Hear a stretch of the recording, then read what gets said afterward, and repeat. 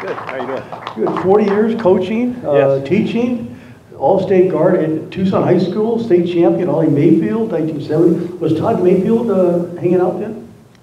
No, actually, Todd Mayfield was a quarterback for Saguaro High School, and we played Saguaro.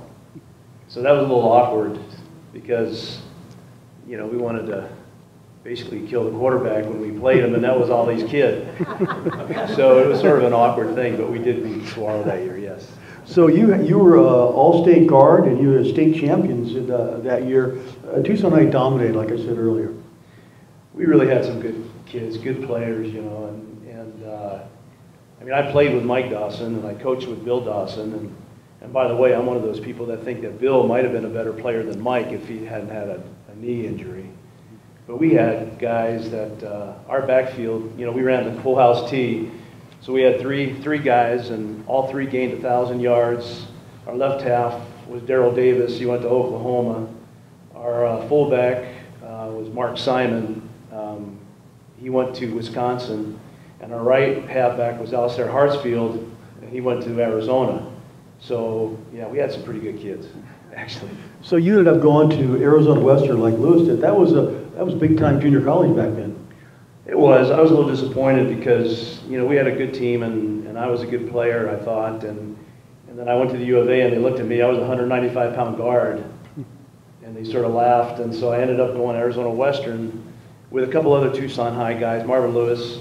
You know, Marvin was a parade All-American, was supposed to go to USC, and he ended up at Arizona Western. And so I didn't know Lewis had gone to Arizona Western too, so we both were Matadors as well as Badgers, and that was fun to hear. But my sophomore year, I played center. They moved me to center. We were national champs. We were 12-0, and it was a great experience. So in '76, you got hired at Tucson High as a girls basketball coach. Yeah. Your first coaching job? No, actually, okay, in 1975, I got to say this. In 1975, I was a student teacher in American government at Tucson High, and I had a kid in my class who was a really smart kid. He was a great kid, but he wouldn't shut up, and his name was Dale Lopez. Okay? From there, actually, my first job was in Marana High School, and I was a JV football coach and a girls basketball coach there. And then at that time, before that time, I volunteered coach with Ollie Mayfield and with Bill Dawson. And Bill and I became really good friends, and Ollie had gone to Sabino in 1976, and Bill asked me to come back to Tucson High, so I did that, and that was 1977 that I ended up back at Tucson High. And so I was a football coach, and I also this is a little historical trivia here, I was the first girls basketball coach at Tucson High ever. It's the first time they had girls basketball at Tucson High. So, and I never played basketball in my life. I was a football guy, but I read a lot of books. So what was it like going out there coaching that first year of girls basketball? Well, my first year was in Marana, and it was different. I mean, it was an experience for me. And you know, as a young guy, you want a job. So they say, "Can you coach basketball?" I said, "Yeah, I can do that." So you just jump in there and you do it, and you just surround yourself with good people. You know, I think Roxanne said that. You just study as much as you can. You surround yourself with good people. Marana was a great place. I'm still friends with a lot of the Marana guys. Joe Acker was the basketball coach there forever. He and I are so good friends, and so so you just got to jump in there and do it. Mm-hmm. Coach of the year in 1978. Yeah, my second year we were division champs. And did real well in the state tournament, and I was basketball coach of the year, which all my brothers thought that was hilarious because I had never played. But yes, I was the girls basketball coach of the year in 1978. So then you moved to coaching football at Santa Rita and then Saguaro? Yeah, I was hired as the head football coach after being an assistant for Larry McKee at Sabino for a while. I was head football coach in 1983 at Santa Rita High School. And I did that till '88, and then I actually took a year off, and just for a lark, I coached at Palo Verde High School, and I coached Lewis Cook Jr., who was a running back. I was the offensive coordinator, and we had a fantastic year. It was such a fun year, and I was an assistant coach, and that's fun too, to be an assistant coach. As Tim says, it's really nice. And so, and then from there, I knew Howard Briney. He's just one of the guys that I respect so much as a coach. And I ended up being his defensive coordinator. And then in '94, when he retired, I became the head coach at Swarrell. Then you go back in 1998, back to Tucson High School. Yeah, I actually, in 1999, my son was going to be a senior and CDO football player. And I was trying to work a deal where I could maybe take a leave of absence, and TUSD doesn't do that. So I thought, you know what, I'm not going to miss my boy playing football because he played at CDO. I'm at Saguaro. I never see him play. So I decided to just go ahead and quit. So I was a dad that year, and then I went to Tucson High actually in '99. So I was '98 with my son. '99, I was hired as the football coach at Tucson High, so I went back to my alma mater. Now, were they 0-10 when you took over, or were they 0-10 your first year? Yeah, Todd Mayfield had left, and they had an interim coach there, and they were 0-10 in '98, and so it was a really tough situation. But I found some really good guys, and we got it going. We had a winning season, made the playoffs the first time. I mean, it was a real nice way to sort of turn this thing around. So that was a fun year for us. Yeah.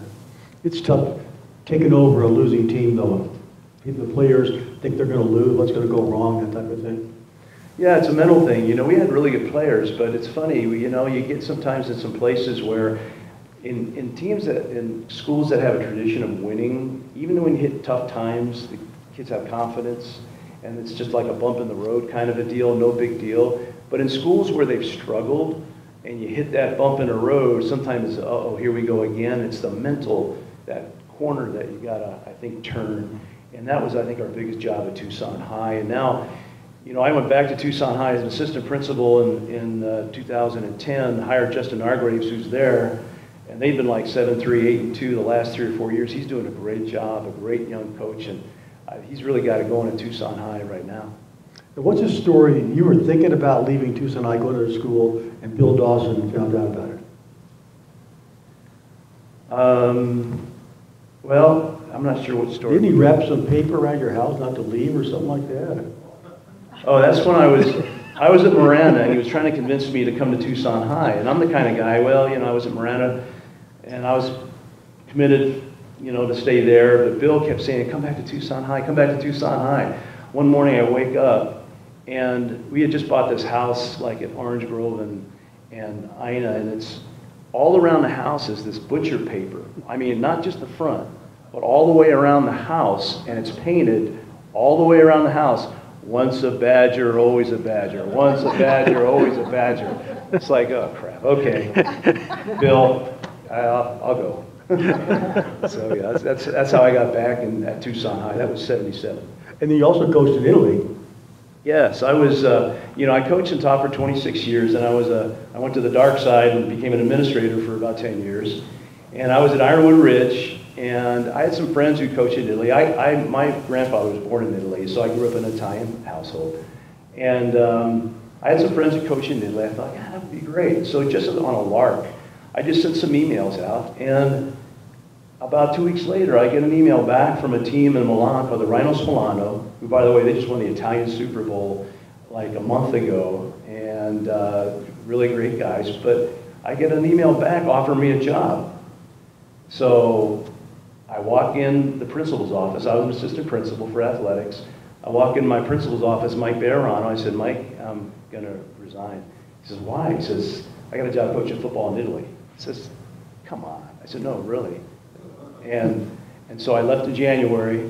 I coached in Italy, coached in Milan for a year. I was assistant coach, I was the O coordinator. And the Italians, they call it professional football. That's a term I think you can use very loosely, okay? But my wife Sandy, she quit her job at the VA. We burned the boats, went to Milan. I coached there, and then I was the head coach of the Venetian Islanders. I coached 2 years in Venice, and that was great. All a great experience, but it's a lot different than American football, I'll tell you that right now. Well, thank you. Congratulations. Thank you.